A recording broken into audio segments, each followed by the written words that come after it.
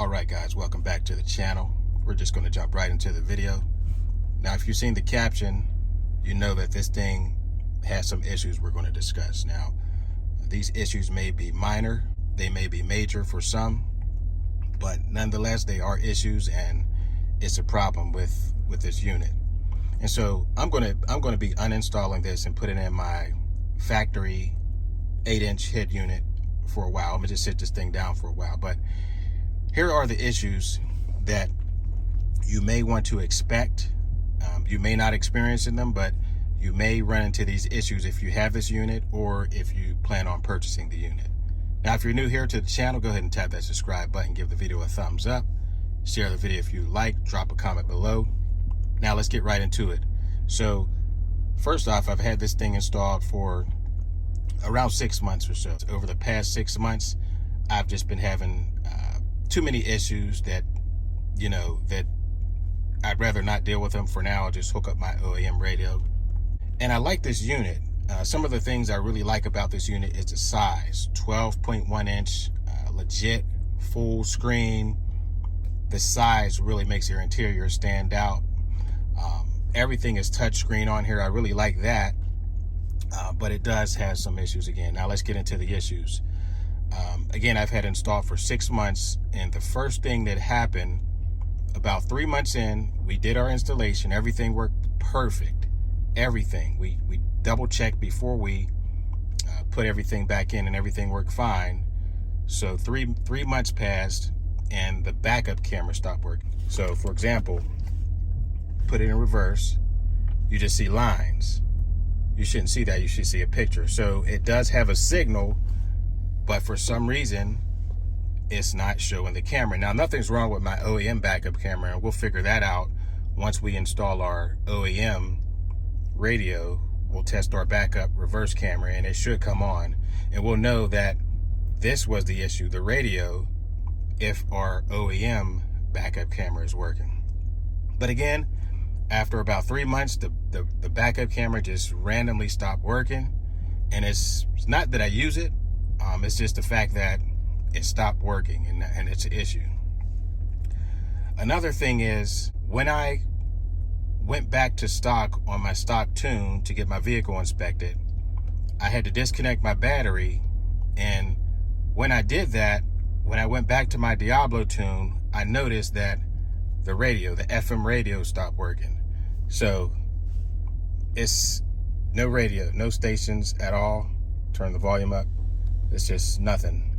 Nothing works on the radio, which I don't really care about. I usually listen to Pandora or Apple Music.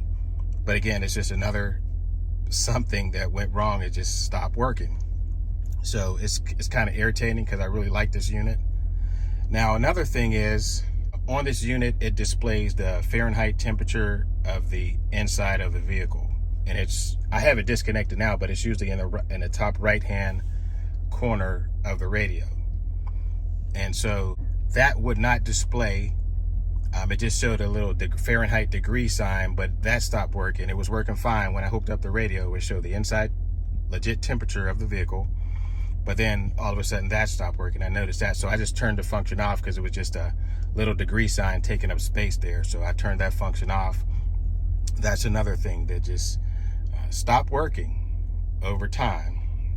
Something else you might want to look out for, or it might irritate you a lot, is that when you turn the AC on, okay, if you leave it on and you shut off your vehicle and you get back in, it'll respond rather quickly, within a second or two. But if you turn off your AC, shut your vehicle off, then get back in your car and turn on your AC, there is a huge delay. I'm talking about like a 6-second delay after your vehicle is started.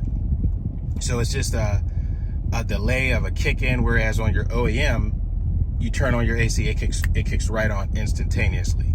But there's just a huge delay, which it may be a small issue for you, but I mean, when it's 110 degrees inside your vehicle and it's piping hot outside, you want that thing to kick right on, even with your windows rolled down. But it's just something else that you may want to be aware of that takes place with this radio. Now, another big issue is the firmware update. Now, when you update the firmware, according to the videos I've watched on the same exact unit, you unlock all kinds of different features. The thing, as it is, you can do a lot of stuff, but once you get that firmware update, you're able to unlock a lot of cool features, such as you can change this to like 50 different vehicles. Right now, built in, you only have 3 vehicles, like the Ford, the Dodge, and the Chevy. But once you get the firmware update, you can change it to all kinds of different vehicles that you may want to see on there. You can change your interfaces to like 100 different interfaces, and right now we only have 2 different interfaces, this one and the regular one. But once you get that firmware update, you're able to unlock all of those features. And so the problem is, if you purchase this from Phoenix Automotive, you have to call them and they'll send you like some kind of a Dropbox link to do your firmware update, which is extremely complicated. Sometimes it doesn't go through. You have to use a Windows. It's just a lot of complicated things. Now, would you agree? Drop a comment below if you think they should just incorporate a USB port here to where you can hook up your laptop, go on a website, download your firmware update, boom, nice and simple. Or they could even incorporate it right down here, somewhere on the side.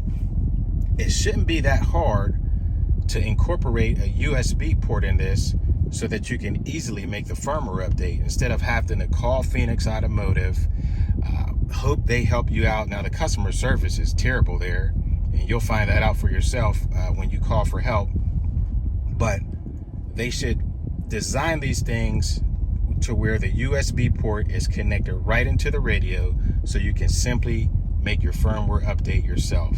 It shouldn't be this complicated to where you're having to go through all these loops just to get a firmware update. Something else you want to look out for is, if you did not purchase this from Phoenix Automotive, they won't even help you at all. There's people, I've watched videos where they've purchased this from the same exact unit from like Amazon or eBay, but they reached out to Phoenix Automotive, the people who provides the firmware update, links to you, and if you didn't purchase this directly from them, they won't even help you. So that's another thing. Even though they're pretty much the only ones you can get the firmware update from, you're screwed if you didn't purchase it from them. There's no way you can get the firmware update if you didn't purchase this from them. So these are just some things, some small issues that you should expect or be on a lookout for if you have this unit or if you plan on purchasing this unit. Now, you may not experience none of these issues. I'm just saying these are the issues that I've experienced over the past 6 months with this radio, and they're just becoming nagging, irritating. I'm going to hook up my OEM radio in the meantime, and go from there. But I'm going to keep this. I may hook it up later in the future, and maybe it'll start working again. Who knows?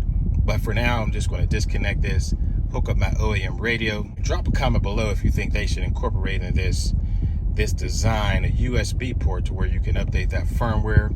All right, guys, so we're just disconnecting our 12.1-inch Android radio, and we're hooking up our 8-inch factory radio afterwards. And it's just a simple matter of disconnecting the connections.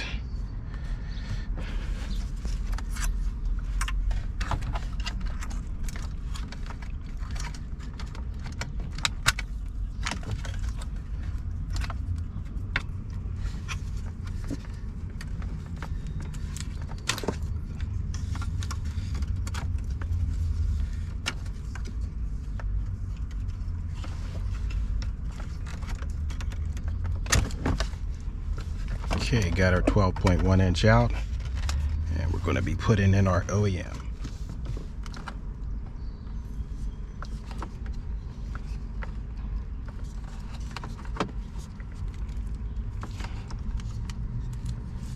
This thing right here.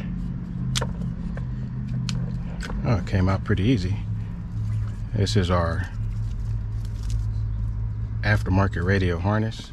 Take out our CarPlay. This is our CarPlay wire. We'll just pull that on up.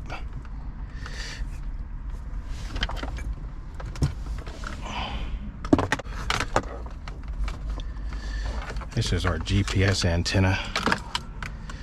No longer using that. That's for our aftermarket radio.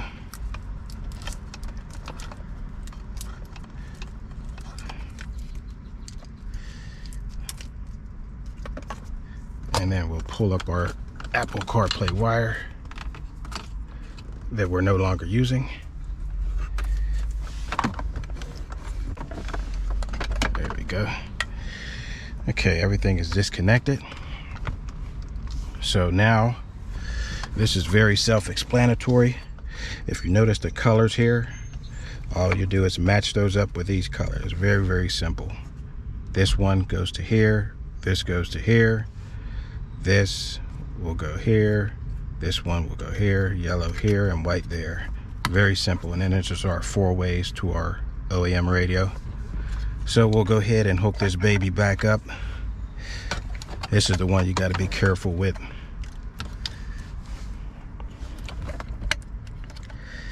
And just push it all the way down. Snaps right in. Okay, this one goes to this one. Kind of tight in here. Let's start with this one. This is the easiest one to get to. You got to make sure you have the proper orientation. Just like that. Do our yellow one. Come up this way. Now let's go up this way. Turn it around. Snap it in place. Make sure it's snapped in.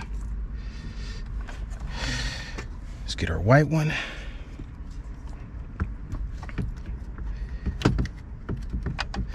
And our final one. This is the tough one because it's purple one. Let's bring it around this way.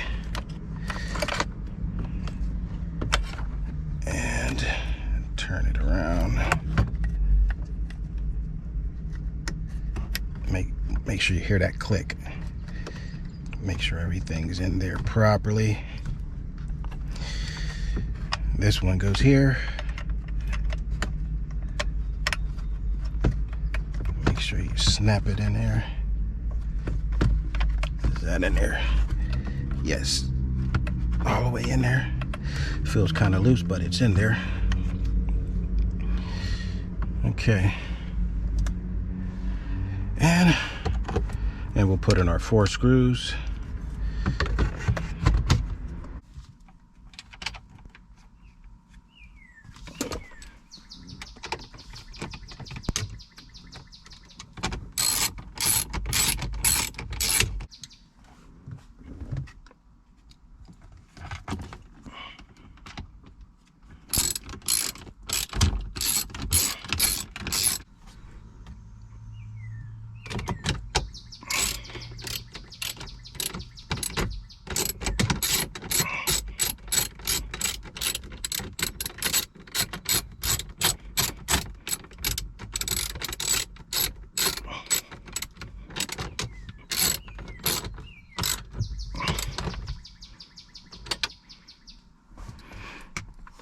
All right, so I'm gonna start it up and see if the backup camera works.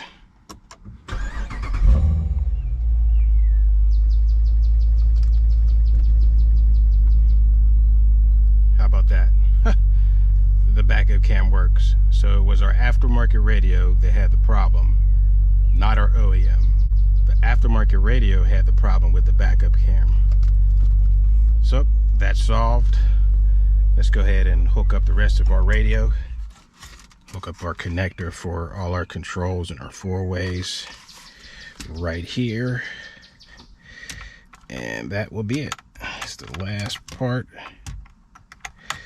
Put that in the right way, make sure it snaps in.